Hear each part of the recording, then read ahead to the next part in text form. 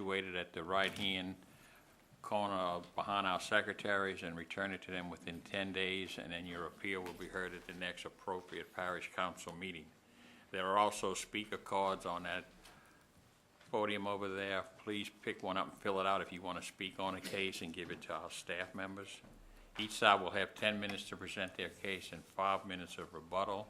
And I ask you, once your case is heard, to please exit the building. Do not congregate in that lobby in the back. Secretary, please call the roll. Emil Lombard. Present. Martha Casabon. Here. Jay Delahousie. John Sammons. Here. Karen Vander. Bernie Willie. Here. Bill Matthews. Here. Jimmy Davis. Here. Dave Doherty. Here. Dale Mackey. Here. Mr. Chairman, we have a quorum. Thank you. Would everybody please stand for the invocation by Mr. Sammons and the pledge by Mr. Willie. Mr. Sammons. Our dear Heavenly Father, thank you for bringing us together tonight safely. Please guide us as we go through tonight's parish business. In Christ's name we ask, amen. Amen. I pledge allegiance to the flag of the United States of America and to the republic for which it stands, one nation, under God, indivisible, with liberty and justice for all.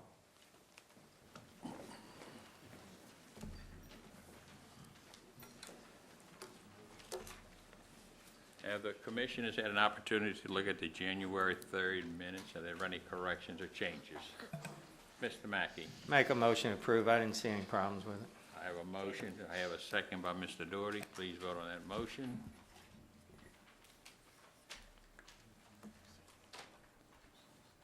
Motion carries.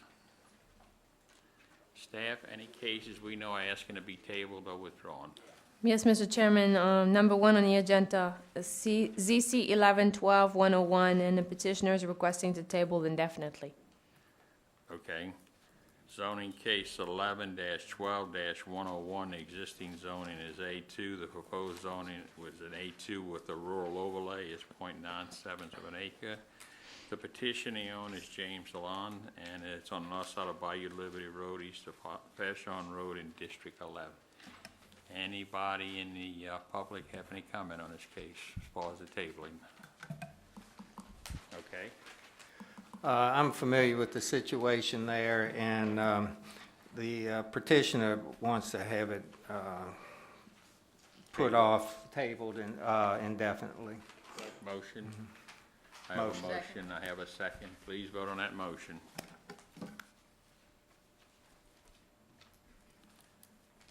Motion carries. The second case on the agenda, ZC 1201-002, petitioner is requesting to table the case. He's still working on finding a solution on what he's going to be rezoning to exactly. Okay.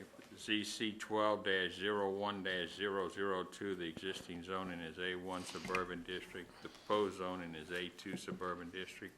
It's 4.1 acres. It comes to us via the council motion on 11-3 of 11, and it's located on the Parish Road east of Highway 25 in District 3. Any opposition on this case? Okay, I'll entertain a motion. Just move to table. I have a motion, and I have a second by Mr. Matthews. Please vote on that motion. Motion carries. And the last case on the agenda, PR 12-02-001, the petitioner is requesting to table. He is still working on providing us a scale drawing showing where the building is going to sit and how far from the Tammany trace. Okay. PR 12-02-001, the use is an addition to an existing office warehouse. It's in the Tammany Trace Plan Corridor Overlay. The zoning is HC2 Highway Commercial District. It's 731.3 square feet. The petitioner and owner is Emil J. Salisi, and it's on the south side of Highway 190 west of Thompson Road in District 11. Any opposition to this case? All right, I'll entertain a motion to table. Motion. I have a motion, and I have a second. Please vote on that motion. No other request, Mr. Chairman. Okay. First item will be item 3, page 1, zoning case 12-02-008. The existing zoning is HC Highway Commercial 2. The proposed zoning is HC Highway Commercial and a manufactured housing overlay. It's 0.6 of an acre. The petition comes to us via the council motion on 12/1 of 11, and it's located on the west side of Chris Kennedy Road in District 6. Any opposition to this case? Staff, your comments. The 2025 Future Land Use Plan calls for mixed-use light commercial development in this area. The surrounding area is currently developed with single-family residences, including a few mobile homes. The proposed mobile home will not be disruptive to the current surrounding uses, and staff is in favor of the request and recommends approval. Okay, is the petition or the representative? I saw, come on up if you'd like.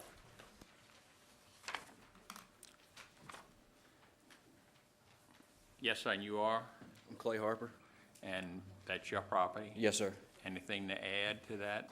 No, sir. I just graduated from college, and I'm basically trying to get a mobile home just to save up some money to eventually get a house. I mean, it's not like I plan on living in a mobile home forever. So Let me ask you, it's in an odd location as far as traffic. yes, sir. I would imagine your driveway is gonna be as far off of Highway 41 on Chris Kennedy as you can put it? Yes, sir. It's actually off of Chris Kennedy. It's not really Okay. directly on the highway. Good, good. Let me turn it over, Mr. Sammons. Motion to approve. I'll second it. I have a motion, I have a second by Ms. Casabon. Any discussion? Please vote on the motion. Motion carries. Thank you, Mr. Hoffman. Zoning case 12-02-009, it's a text change. It's an ordinance to amend the Parish Unified Development Code, Volume 1, zoning, Section 8.01, minimum standard for specific use relative to cemetery and mausoleums. Any opposition? Staff, your comments. I'd like to defer to legal counsel.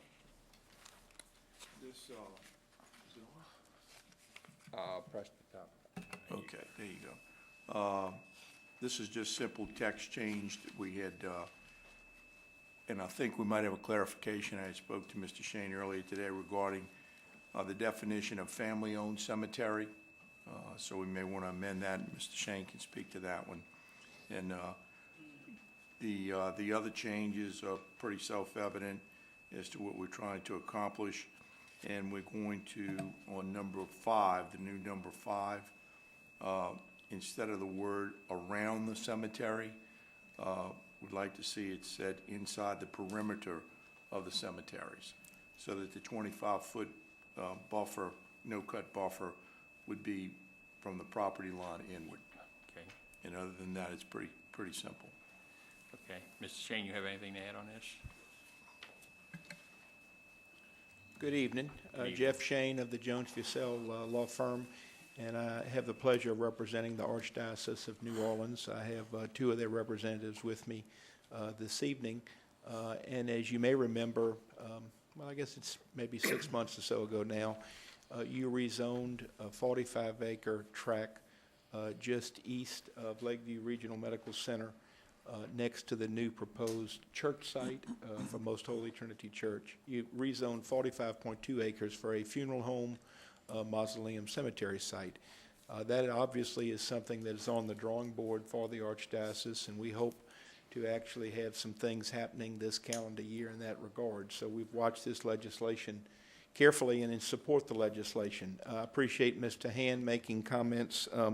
It seemed to us that perhaps in the first paragraph under item H, that maybe there should be some clarification as to what a family-owned cemetery is, because I think the idea, I assume, was to make sure that if it's family-owned, but most importantly, if it's exclusively for the use of that family, that we want to exclude it from the application of this ordinance. Whereas if a family owns a cemetery that they're going to have in the commercial context, being the cemetery business, there's no reason that these provisions should not apply. So I think Mr. Hand will have some suggested language in that regard, and anything you do, I think, will certainly be fine with us. Also, we appreciate his comment about the inside, the perimeter of, having worked with Mr. Gould when this legislation was drafted with Mr. Hand, probably as much as 3 to 6 months ago. I know the idea was to create a no-cut buffer inside the property line. So I thought that rather than there being any ambiguity about what around cemeteries might mean, it would be better if it was specifically tied to the property line. The other thing I would like to discuss and take just a minute, if you'd look at item 4 of the revision, this provision does not appear to be applicable to my client's 45 acres, and I'm not asking you to make that determination this evening. But it seems to me that if I understand the import of item 4, it suggests that for only those cemeteries that are A, in a critical drainage area, and B, in cases where the caskets would be within 1 foot of the base flood, that provision would apply. And Mr. Han and I talked about that this afternoon, and I can understand why you would want legislation that would address that, so that in the low-lying areas, we want to make sure that if there's going to be below-ground interment, that obviously we wouldn't have interference with the casket or the lining, or let us say the vault structure with the water table. And again, as long as we understand that, we certainly, our particular property is not in a critical drainage area. It is actually not in a flood zone. So it's our belief that in all probability, if we were to go below ground interment, that we would be able to meet these regulations. But I want to make sure that I understand that intent. So I make that comment asking that when you have some discussion, if you could comment on that, I would appreciate it. Otherwise, again, we appreciate the legislation. We think it's good to clarify the rules, and we certainly look forward to not only abiding by the rules, but developing a first-class cemetery project in Western St. Tammany Parish. Thank you.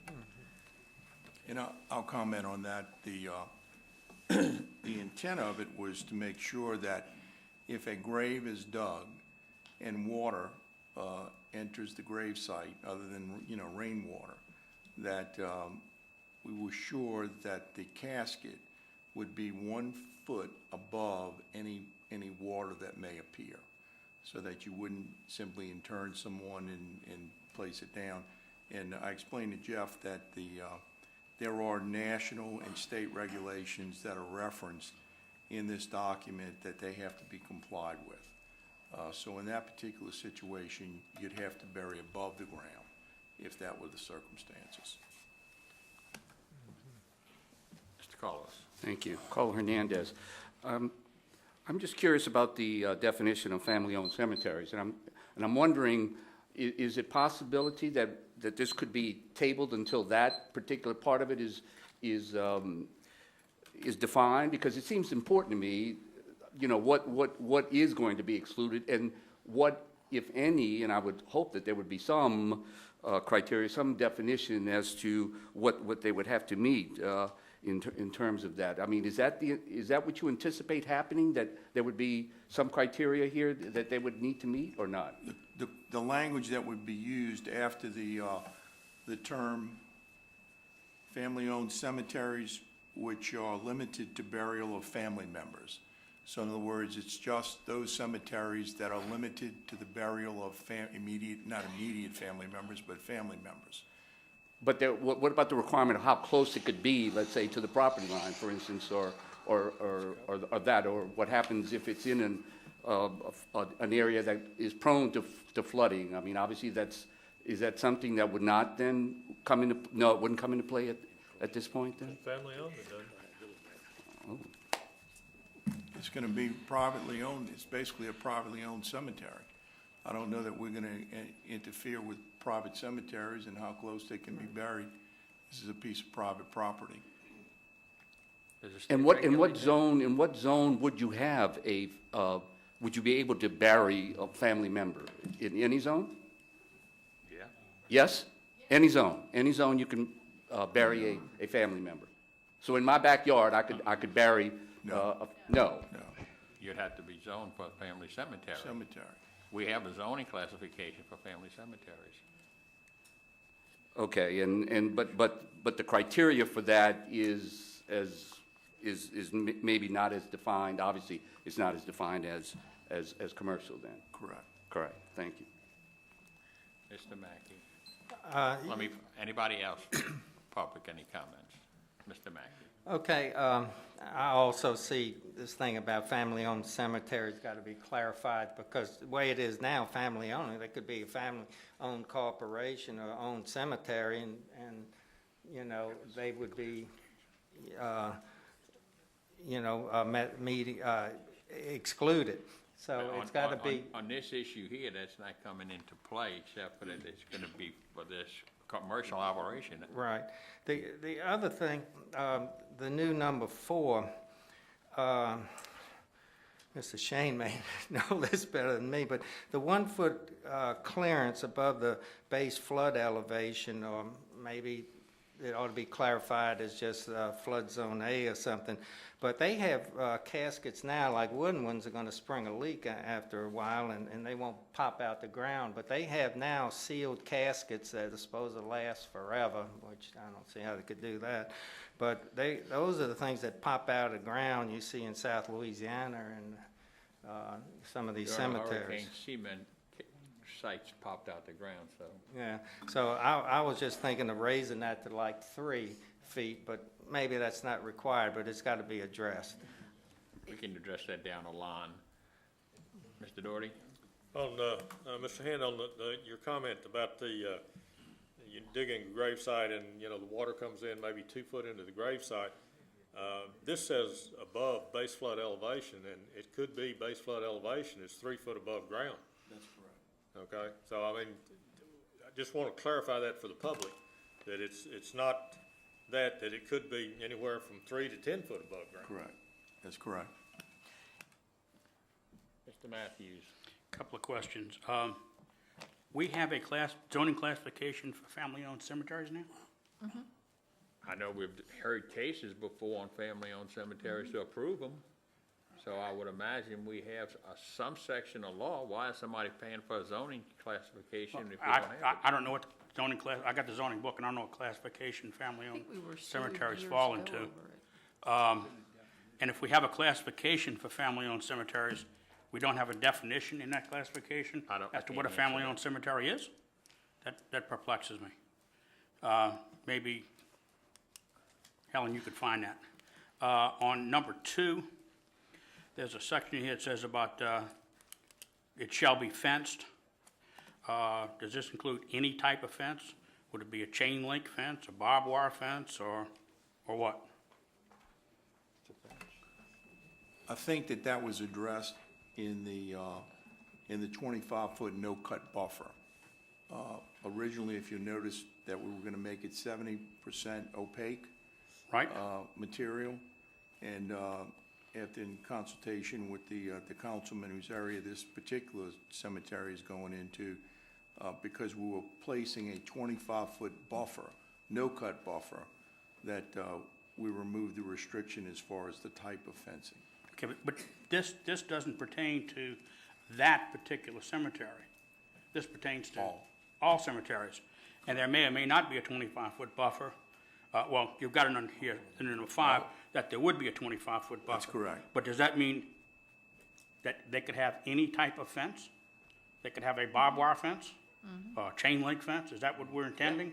If it's on their property, surrounded. We have regulation about a barbed wire fence and electric fence in another section. Well, but it could be a chain link fence. Is that It what could be a chain link. we're expecting, that it can be a chain link fence? Well, what's the problem if it is a chain link fence? Yeah.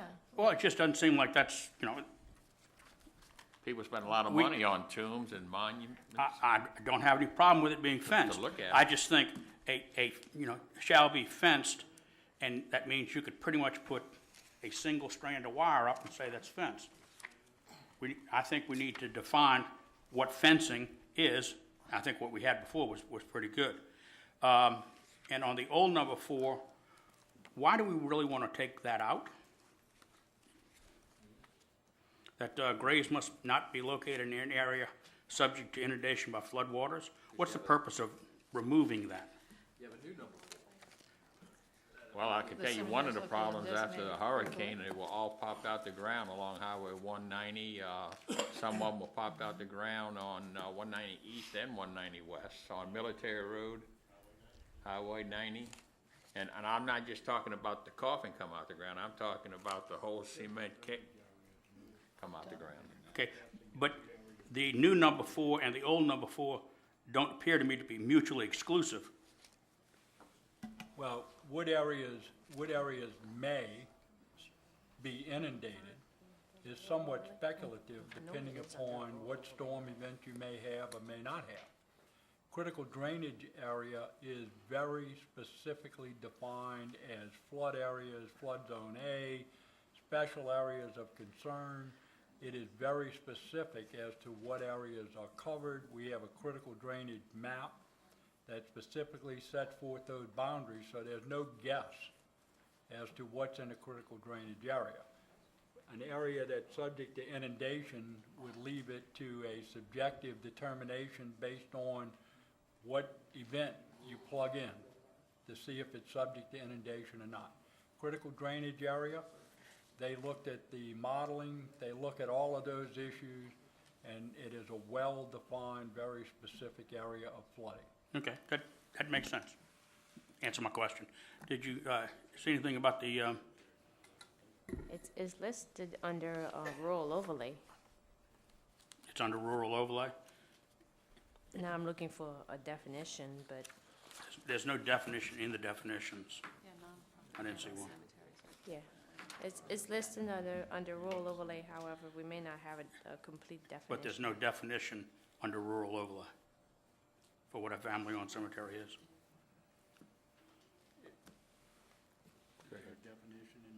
We have a definition of what a cemetery is, but it doesn't have a definition of what a profit cemetery and a family cemetery is. Okay, not in the definitions, that I know. No. But in the rural overlay, it doesn't.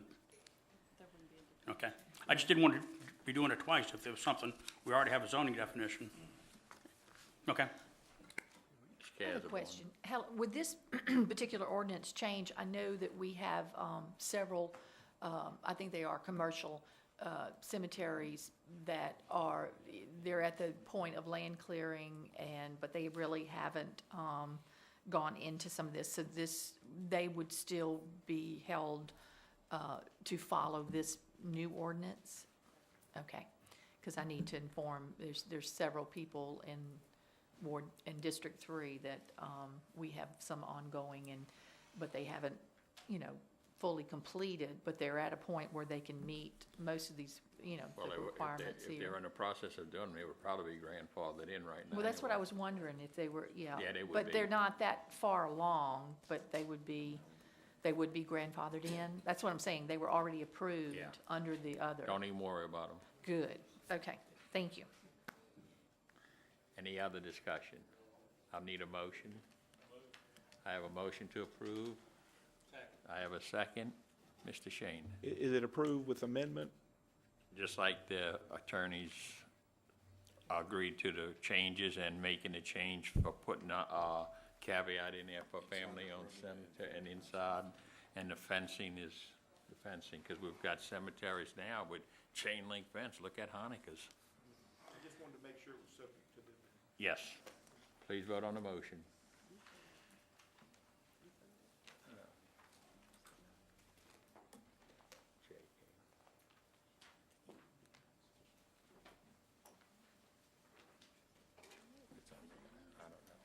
Motion carries.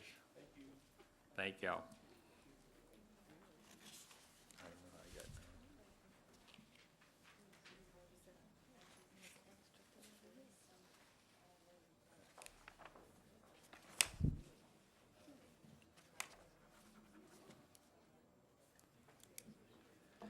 Zoning case 12-02-010, it's a text change, it's an ordinance to amend the Parish Unified Development Code, Volume 1 of zoning, Section 5.10 and 7.08, to include provisions for development of land on the south side of Lakeview Drive, Ward 9, District 13, and Council District 13.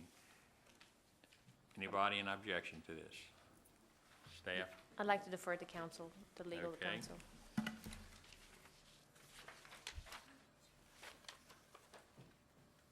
Mr. Chairman, Commissioners, this is an amendment to the existing ordinance that applied to the properties along Lakeview Drive, excuse me, where a lot of the property that extended into the lake area was washed away. And there was a tremendous amount of damage to the structures that previously existed. In meeting with the coastal engineers and our engineering department, it was determined that in order to protect the shoreline, any structures that would be built in the event of another storm event, that it was necessary to basically even out the shoreline that's being reclaimed for purposes of building structures on it, and to also have a rear yard that would serve to protect the destruction of any structure that then would be pushed into another structure. So the whole impetus for this was to try to protect the shoreline, the properties, and the structures that were being built. And the amendment is a result of certain properties being within 700 feet of that eastern right-of-way of Highway 11, which were already reclaimed to try to, again, even out that shoreline, to allow the structures to be built at a certain distance where they would be protected from being destroyed and washed into other structures and things like that. That's the whole purpose of this ordinance, is to try to protect the structures and the shoreline based on the experience that we had in the not too distant past, if you will. Any comments from the public? Any comments from the commissioners? I'll make a motion to approve. I have a motion, I have a second. I do have a question. David. Traveling down Lakeview Drive now, as I see it, there are some homes being built right on Lakeview Drive. And obviously, it looks like they're putting fill out there and stuff, so they're building on a permanent structure. And there's one home out there that's on pilings. It must have survived the hurricane? Yeah. Are they grandfathered in and they can remain out there? Is that what it is? Okay, thank you. The question I've got is on the front yard setback. I don't know if anybody realizes it, but the property line's in the middle of the road. Yeah, we do realize, Okay. we do. Wanted to That make was a sure, major problem. just wanted to make sure everybody realized that. Please vote on the motion. I know there's an explanation for that. I remember hearing it once, but why is that the That's the way it was The way it's- dedicated years ago. in the way the road was The way the road was poured and developed? constructed, yeah. Okay.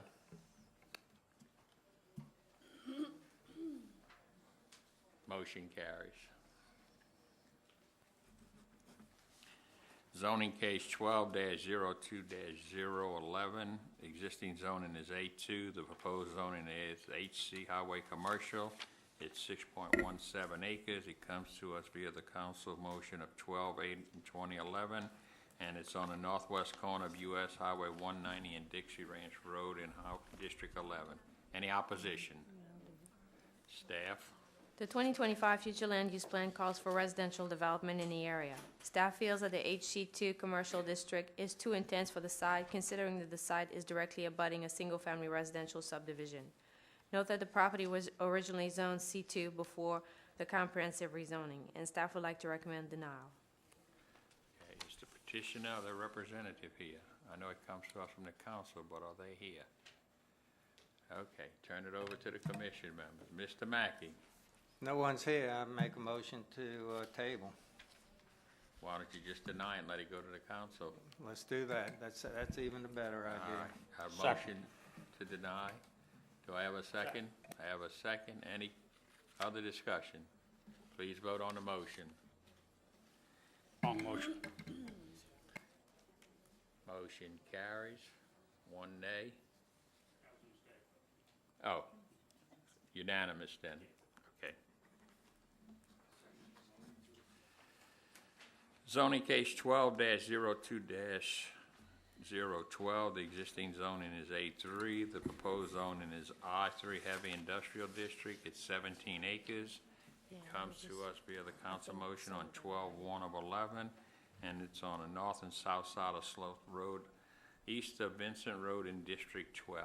Any opposition? We have some opposition. Staff, your comments. The 2025 future land use plan calls for industrial development in this area. However, staff feels that the I3 industrial district is too intense for the area, considering that the site abuts a single-family residential subdivision. If the zoning commission wishes to recommend approval, staff suggests that a large buffer be provided on the north side where abutting the existing residential subdivision. Note that the property was previously zoned A4, C2, M1, and M2 before the comprehensive rezoning, and staff would like to recommend denial. And what is passed around to you is what one of the owner sent to me. Some of you might have received it through email, but also I've provided a few copies so you can take a look at it. Okay. Is the petition of the representative here? Yes, ma'am. Come on up and introduce yourself. Hi, my name is Vesna Olsner, and I'm here to represent J&M Barge and Harbor Fleeting LLC, Okay. the owners of the property in question. I would like to start just to say that the mistake was made in filing. The property in question is 14, not 17 acres. And we have not requested to have it changed to I3. What we have asked is just to return the zoning to what it was prior to a change of which we were not aware a year ago. In 1985, St. Tammany Parish granted us the zoning that was done in stages, and I have provided, you're Helen?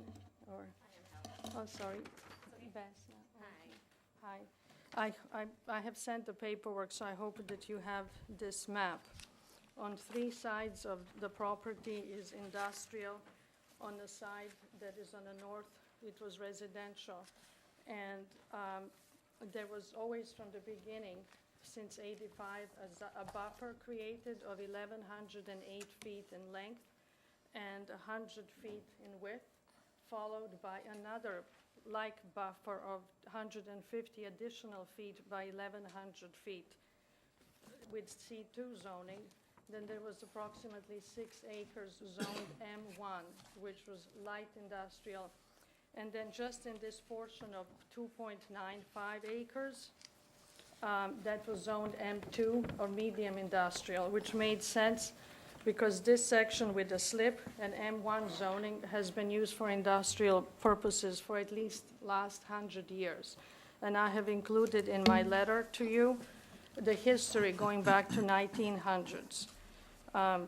The slip that we have here is 100 by 300 foot dry dock, that was used for building cement barges, and we have used it for ship repair.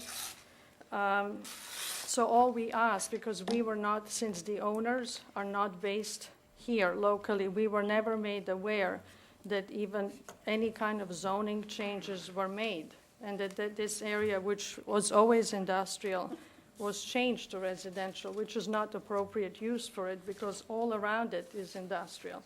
So all we asked is to return it to what it was with the existing buffer and the provisions. In order to maintain the same zoning that we had prior, which was M1 and M2, the corresponding zoning, because we changed it to I1, 2, and 3, would be I3 for this area with a slip, and I2 for the area immediately next to it. Because your I2 zoning that is currently in place does not allow for ship repair. And what would be the dry dock use if you couldn't repair ships? We also have a legal document that was issued in 1985 by St. Tammany Parish, where this zoning was granted, the buffer, light commercial M1 and M2. And in it, and I have provided a copy, which I hope you will see, in a section dealing with amendments to any future zoning, it states the following. It's section 2.3. Amendments to these restrictions. If the restrictions become effective, which they did in 85, they shall not be amended without the consent of all of the following. The majority vote of the governing body for the parish of St. Tammany, which at that time was the police jury, the document of which I provided as well. The owners of the 75% of the area of the designated property, who are all represented here tonight, and the owners of 75% of the area of the property within 500 feet of that portion of the designated property concerned in such amendment. That when you have changed the zoning to A2, that was really not per the legal documents that are filed. So all we ask is basically, I'm certain because you did a comprehensive rezoning of the whole area, not just this, I mean the whole parish, that maybe you were not aware at the time that this document was granted to us specifically, and to just allow it to be what it always was. Okay. So it was never an intent to have I-3 throughout. The buffer was always going to stay. Anything else? I need you to fill out a speaker card too, in case we have to get in touch with you for Sure. an appeal process. My or anything. pleasure, yes. Okay. Anybody else would like to speak? Well, let me give the opinion of the opposition, and then I'll give you your rebuttal time. Ms. Sandra Cipher? Do I move? Yes, you can just sit down right in the front row there.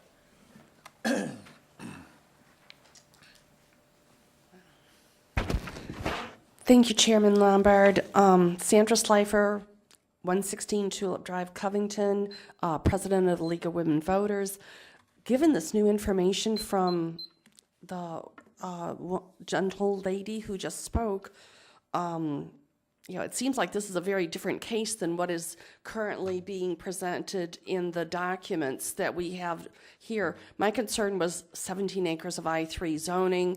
Was concerned that, this was not, just in terms of making sure that citizens were aware that this was going on. So I don't have anything more to say to it other than I think it's a very different case than what has been advertised and what, is perhaps being considered. And if there are residents that are in the area that are here, it's their time to speak. And if there aren't residents that are here, that they probably do need to be here.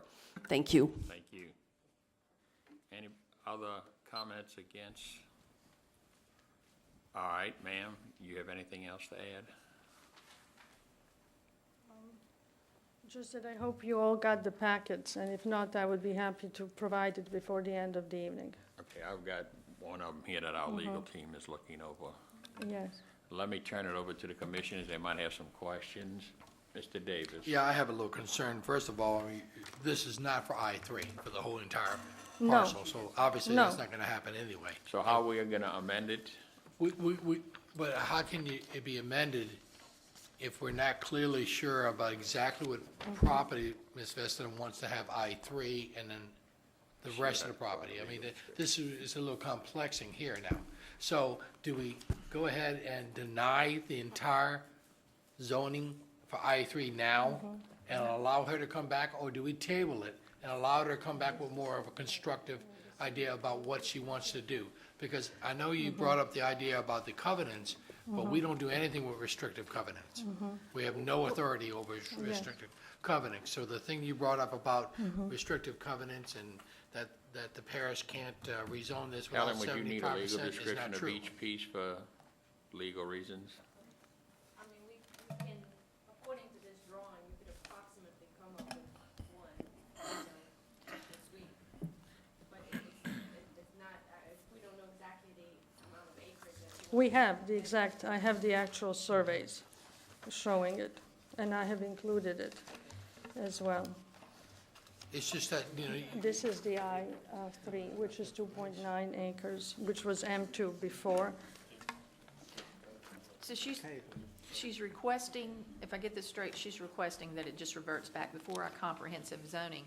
What I need to know, I guess, from staff is that the buffers that she's stating, that I heard something about 1,100 feet, this feet, and so on, that would that be sufficient if we did revert, take it back? That's, apparently, this was in place, and in 85, the jury did look at it and knew that they wanted those significant buffers, and if they are willing to keep those buffers as it is, and that's what it seems like she's Yes. saying, that she just wants it as the jury did it in 1985, and where all these buffers are in place and on these current, on the zonings at that point in time. I have no problem with that, but I'd like to know from staff if now, since the area's changed to more residential, would the buffers that are in place now be significant enough? And so if I would like to table it and let Helen and them take a look at it and, report back to the buffers, or We don't even really know I what the would- buffers are. We well, don't. she stated that, that's what I'm saying, for Helen to look at it, for what she's stating, let Helen look at it and see if the staff is okay with those buffers. Well, It was 100 foot in depth and I I didn't think hear- 1,100 or I heard 1,500 feet 1,100, long. I would like to be able to see that. But where, that's what I'm Right. saying, on which pieces and so on. We need some Yeah, we- specifics. Right, We need some right. specifics on the Yeah. buffers Specifics. and exactly what she wants I-2 and what she wants I-3. according Because to, I don't think that's what I don't I'm think we can saying. pass this. To table it. Yes. And, Right. and do you understand, let us have a little more Yes. specific insight? Would you like me to provide you the survey? Yes, that's what we outlining? need. Yes, What's I the- have the surveys here, need but to- they're Right. for You- individual. We need bring a this up at certified the drawing. moment. Yes, You need to get with Helen Right. Yeah, and let her help you designate exactly what we need. I believe Helen knows. That's not the a kind of stuff problem we're at all. looking for. So, Mr. Willing? Yes. Mrs. Davis mentioned something about the amendment back in 1985 about the restricted covenants. But is that a restricted covenant? That's why I want to refer my question to legal counsel. That was something that was made to the parish, maybe not to the property owners. So I would like to have that cleared up first, if we're able to change anything. I had all of about 5 minutes to read the restricted covenant. Plenty of time. But I do say that there are a couple of issues that jump off the page. In the first restrictive covenant, and let me just say this, I wouldn't put a lot of emphasis on the restrictive covenants in making whatever decision you make. Again, I've only had a brief period to read them, but even if I read them thoroughly, I still wouldn't put a lot of emphasis on them. But I'll point out a couple of issues that I have that the property owner may or may not want to address. In the main restriction, which is section 2.1, I believe, 2.2, excuse me, which creates the buffer, if you will. It's enforceable by the parish. It's enforceable by the property owner, the petitioner, if you will, and the property situated within 500 feet.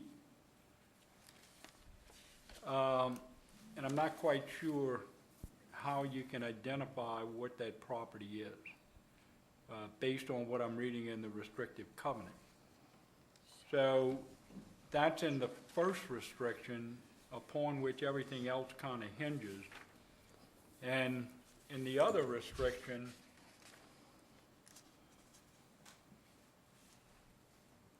as I said in the first one, 2.3,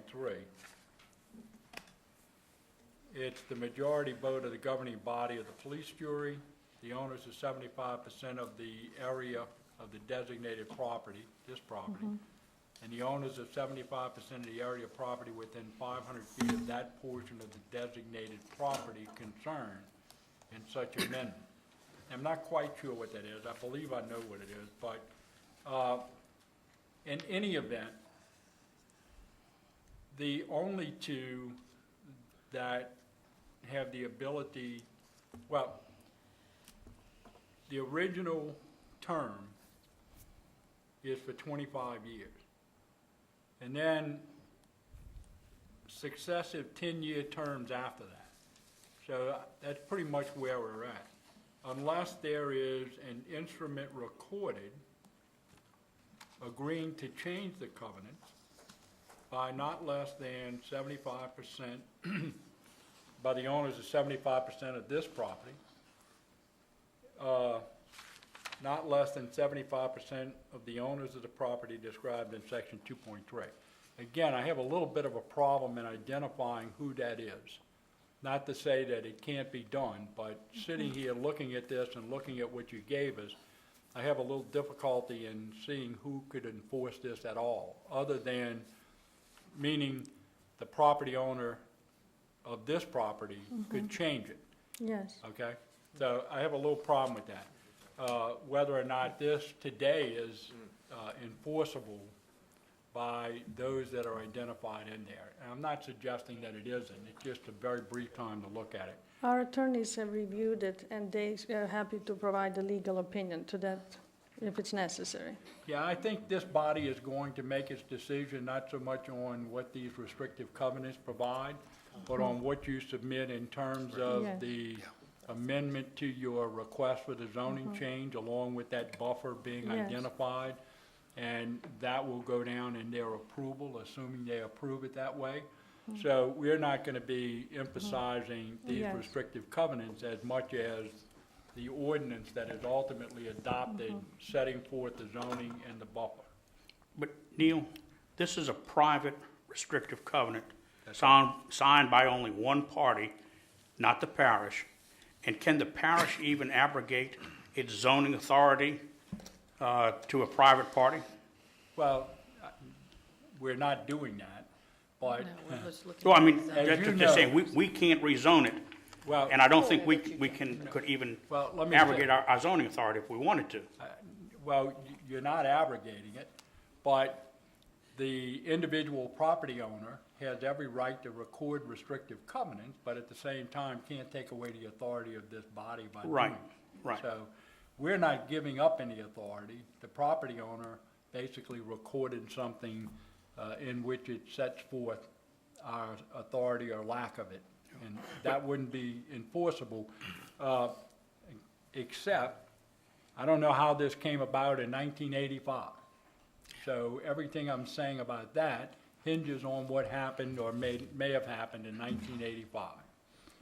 Back in the police jury time, back under the original, we began zoning in Act 518 of 1954, so what was on the books in 1985 and what the police jury did then, I don't know. So, but the answer to your question is right. You don't abrogate that authority based on one property owner doing these restrictions.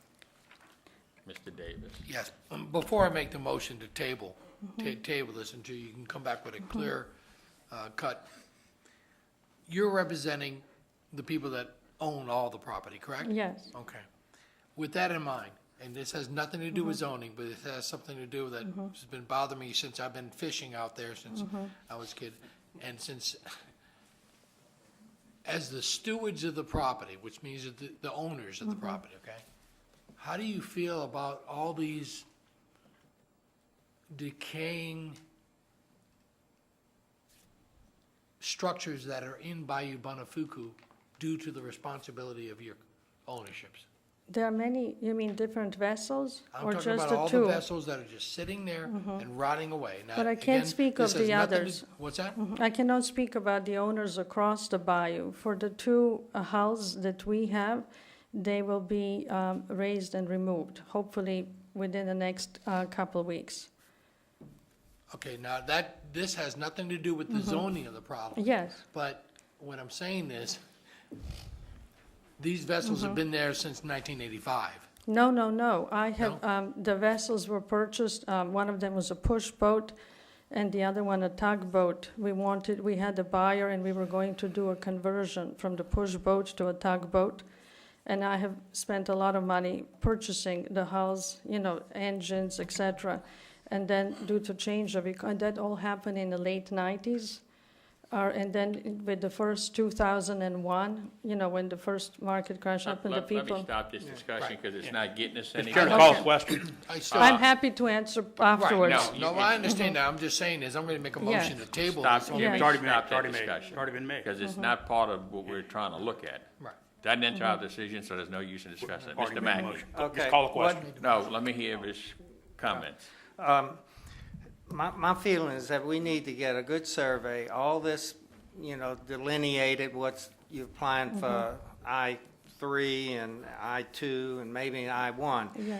I would like to see the very minimum portion of I-3 that you need on it, because I-3 is way up there. It can require bulk storage of petroleum, oil field stuff, gas things Yes. above ground. If you all It were, would only be the area around the slip, 2.9 acres. yeah, well, make it as small as you can. Yes. I mean, we can have steel mills, paper mills, all that there. So if you could just Yes. reduce that as much as possible. Yes, that would- absolutely. That is our intent. Okay, thank you. Let me ask you a question. When you announced the name of your company, you said such and such. J&M Barge and Harbor barge Fleeting. cleaning? No, J&M Barge, and then Harbor Fleeting LLC. Harbor Fleeting LLC owns the 2.9 acres, and J&M Barge owns the 11 acres. So combined, they come to almost 14 acres. Okay. I thought you said something about barge cleaning. No. That's why I was curious. So do we have a motion to Ms. table? Casabon was going to make a motion when she Okay. was ready. Go ahead, Martha. Go ahead. I made a motion to table your presentation of showing us the. Yes. She the- knows what she's got to do. Okay, good. I made Got a a motion to table, and I I'll have a second. second. Okay, please vote on that motion. Thank you. Thank you. Thank you. Motion carries. Zoning case 12-02-013, existing zoning is A3, the proposed zoning is MD1 Medical Residential District, it's 7/10 of an acre. The petitioner is Acadian Communities LLC. The owner is Janet Sue Jordan Sims, and it's on the south side of Crawford Road, east of Highway 21 in District 2. Any opposition? Staff? The 2025 future land use plan calls for the site to be developed with residential uses. Site is proposed to be developed with an assisted living facility similar to the one next door, and staff has no objection to the request and would like to recommend approval. Mr. Marone? Thank you, Mr. Lombard, members of the commission. Paul Marone on behalf of the petitioner. The property in question is 0.7 acres, and it's located immediately adjacent to the existing trace facility. If you look at a zoning map today, you would not see the MD1 zoning on that existing facility. And in fact, item 10 on your agenda this evening is, again, our request to correct the zoning on the facility that is there and operating right now. It was missed in the comprehensive plan, and as a part of this request, we realized that it had been missed, so we're trying to correct that. But the existing facility was constructed back in 2009. It's a non-medical assisted living facility. At this time, that facility is at capacity. And our request with regards to the 0.7 acres is to expand that facility to accommodate some additional residents in the location. And that is why we're seeking to take the zoning to the medical residential district. The space that we would be adding on to the existing facility would house a couple of uses. About half of the space would be for memory care patients. Those are individuals that are suffering from dementia, Alzheimer's type ailments. And as you probably well know, that is a big need in the community. So about half of the space will be dedicated to those type residents. The remaining space will be housing a new dining facility, a permanent chapel, and an activity area for the residents. All in all, it's about a $6 million investment in this addition. And again, the addition is prompted by the need. As I said before, the facility is full. There is a waiting list at this time, and it is that need that brings us to you this evening. If you look at the area, the surrounding facilities or the surrounding uses, I would submit to you are not incompatible with what we're doing. Obviously, we have an existing facility there now that is immediately adjacent to us. Across the trace, because the trace is to our front, all of the property is zoned HC2, which is a heavy commercial district. As you come down Crawford Road, the first use you would get to would be a small office park, if you will. Then there's a vacant parcel, and then there is a small multifamily facility. I believe it's 2 fourplexes, and then it is this facility. So I would submit to you that the medical residential district is compatible with those uses and is not out of line with what we see in the area. With regards to traffic in this area, I would note that the vast majority of the residents in the trace do not have vehicles, perhaps 20%, so it's very minimal. Obviously, our memory care residents, as I mentioned, would be primary focus of the addition, do not have vehicles. And so there is not a good bit of traffic that's going to be generated. In fact, the traffic that would be generated by the addition would be minimal, if at all. There would only be 3 more employees per shift. There would be no additional deliveries. The deliveries for the additional space will be accommodated within the existing deliveries, and there will be no new caregivers. Rather than new caregivers coming in, the caregivers that are coming there now will simply have a longer duration to stay. So the impact on the area will be minimal, if at all. I would also note that if this approval is granted, that we'll be able to configure the addition such that there will be no new curb cuts onto to Crawford Road. We'll be able to access the additional space from our existing parking lots.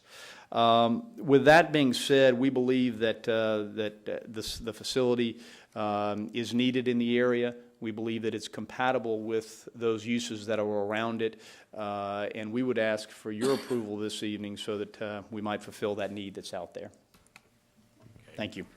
I asked if there was any opposition. I didn't see any hands. I'll ask again.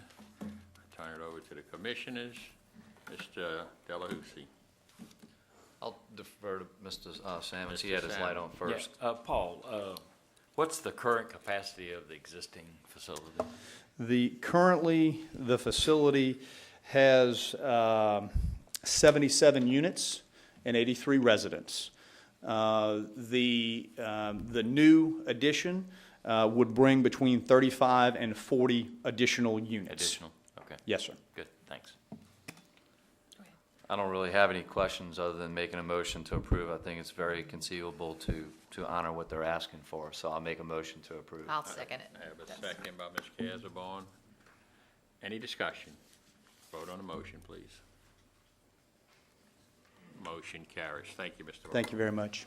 Mr. Chairman, would you like to hear? I was going to say that. Yeah, we'd like to move up number 10 since this is on, it's the same I have a issue. motion, and do I have a second to move up?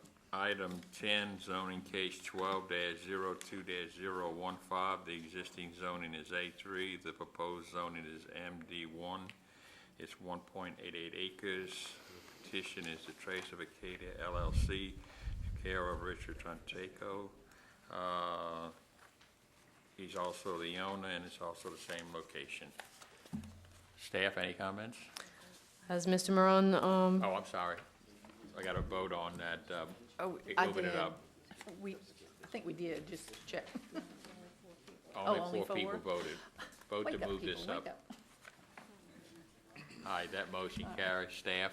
as Mr. Morone stated, there's an existing assisted living facility on the site, and the request is to bring the site into compliance with the appropriate zoning, and would like to recommend approval.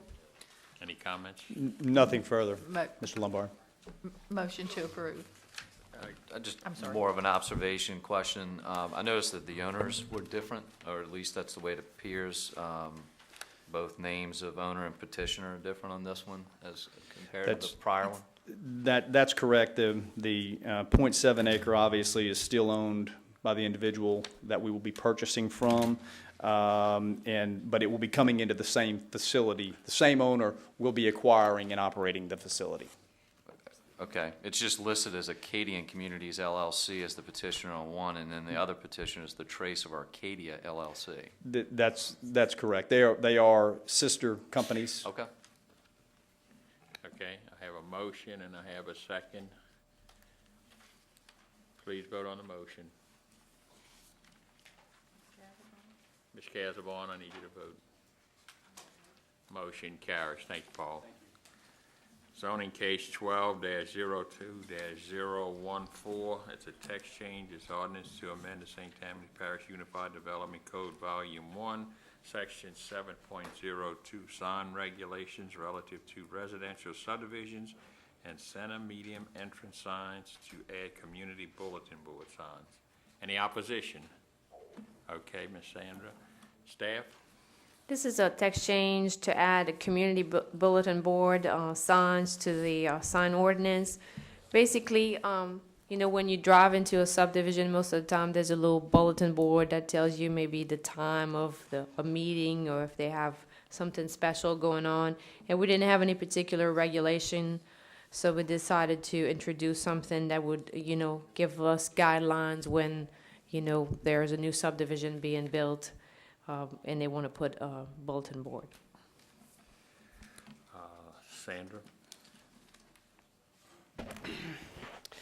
Thanks, Chairman Lombard.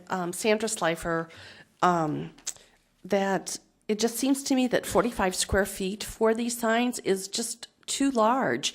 And that, I think that a smaller sign would be more attractive and would still fulfill the function that these community bulletin board signs are meant to fulfill.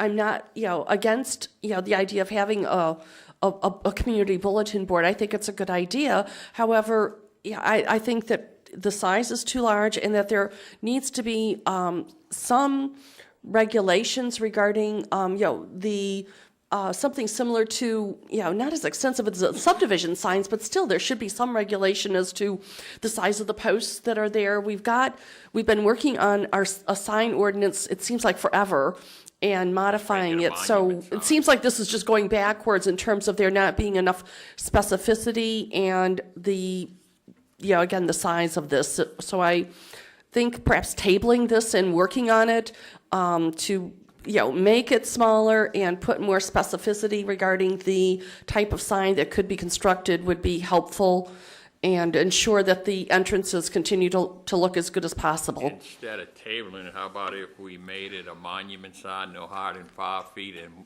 16 to 20 square feet?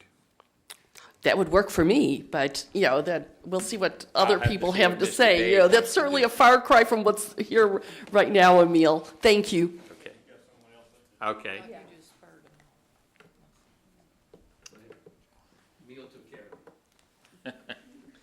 Well, he may have taken care of it for him, but not for me. 5 feet just does not seem adequate, I would think, because on the guidelines there, first off it said 45 square feet max.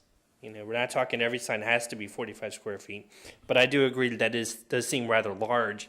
If you wanted to cover every possible bulletin board to ever come up, 45 square feet seems to be a good ceiling to go with. But on the current item, it allows for 8 feet in height from the road, 8 feet above the road. 5 feet does seem kind of on the short side. I would say maybe 6 feet, 6.5 feet.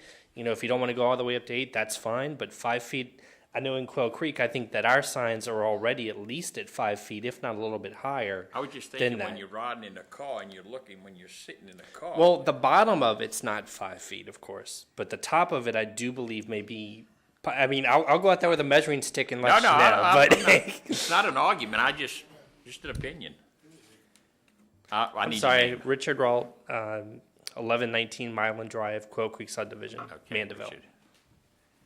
Yes, ma'am. Come on up.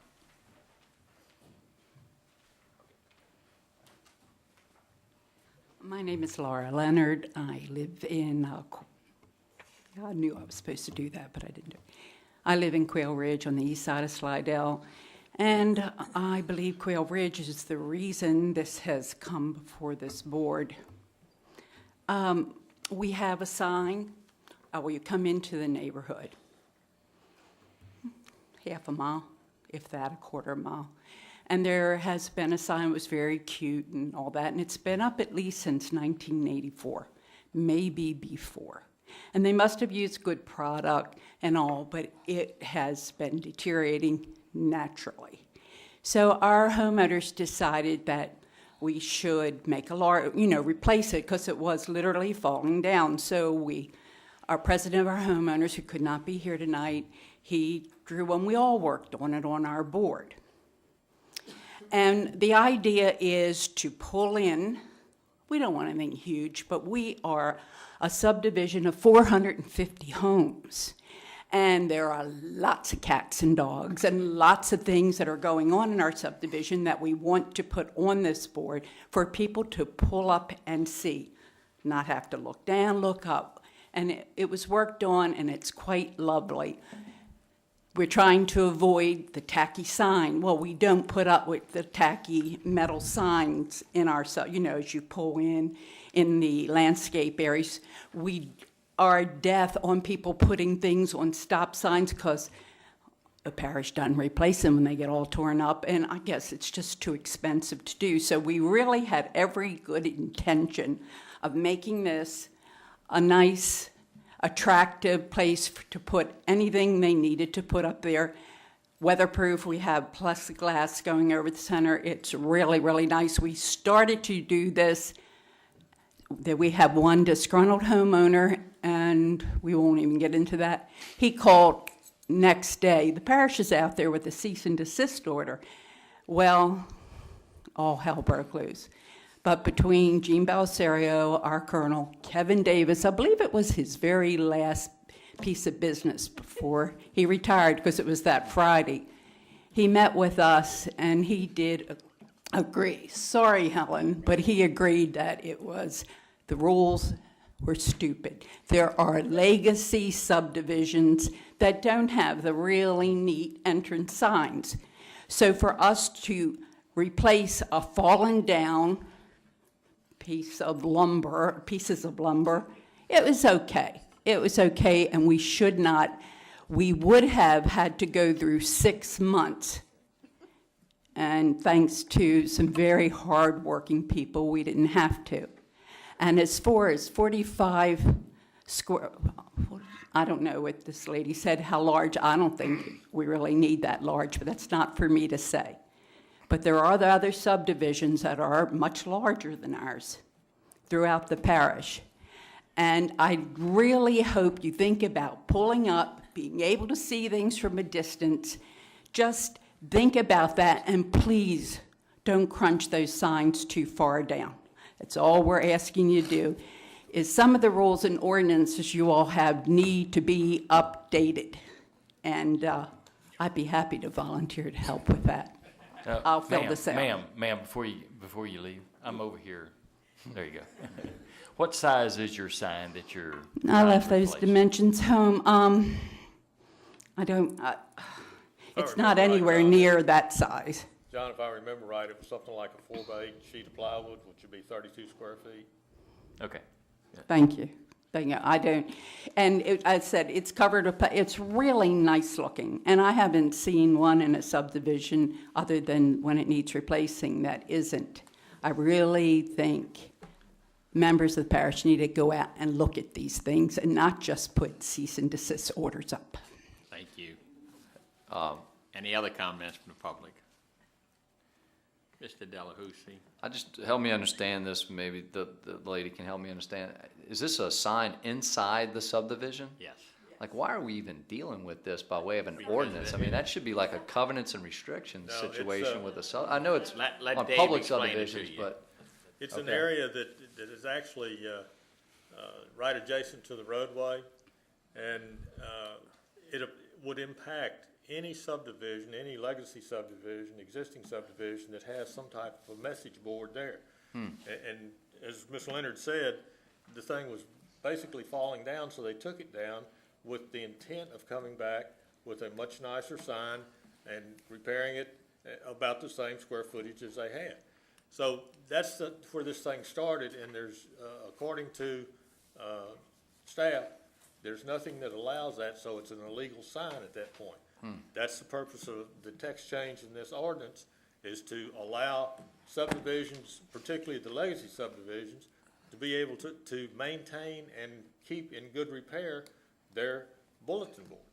So, Well, just to my way of thinking then, if that's the case, I mean, I think that all bulletin board signs ought to be in the interior of the subdivision, nowhere near the roadway to be confused with an entrance sign for a subdivision.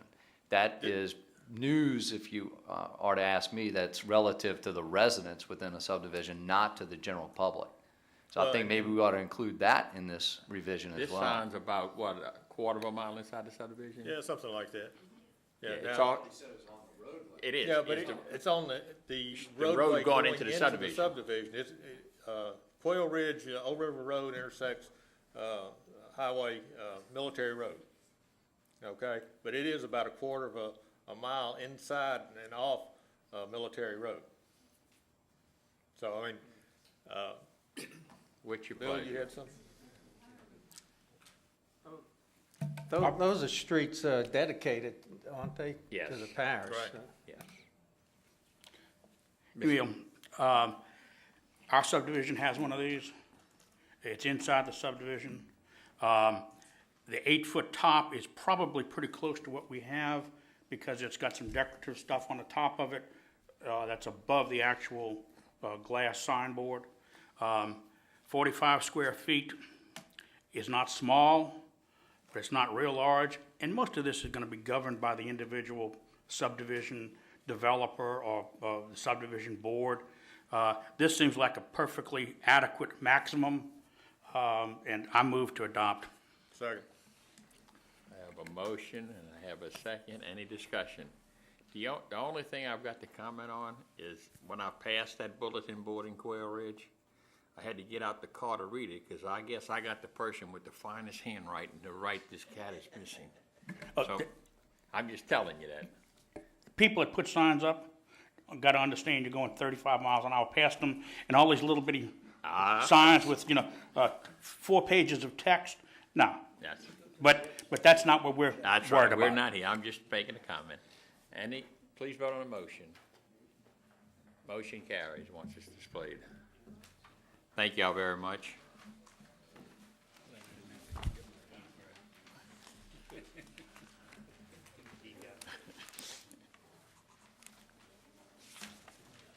Any new business? Any old business?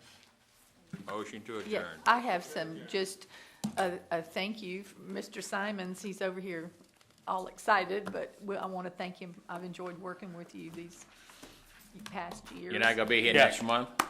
No, won't be here next month. Well, I'll echo the sentiments of everybody. It was a pleasure, and you added a lot to this discussion and this board, not only with your discussion, but with your integrity, too. Thank you, John. I tried to talk him out of it. Do I have a motion to adjourn? All right, done.